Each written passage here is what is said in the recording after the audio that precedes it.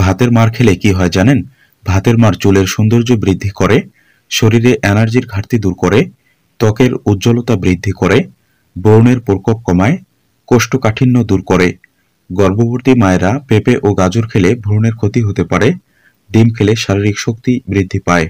কলা এবং কমলালেবু খেলে ছেলে সন্তান হওয়ার সম্ভাবনা বাড়ে।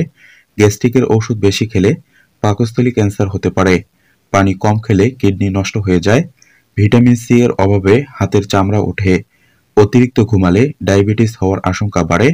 সকালে ঘুম থেকে উঠে যেসব খাবার খাওয়া অত্যন্ত উপকার: 1 গ্লাস লেবু পানি, লাল আটার রুটি, 2টি সিদ্ধ ডিম, সবজির তরকারি, পাকা কলা। রোজ সকালে খালি পেটে ডাবের পানি খেলে কি হয় জানেন?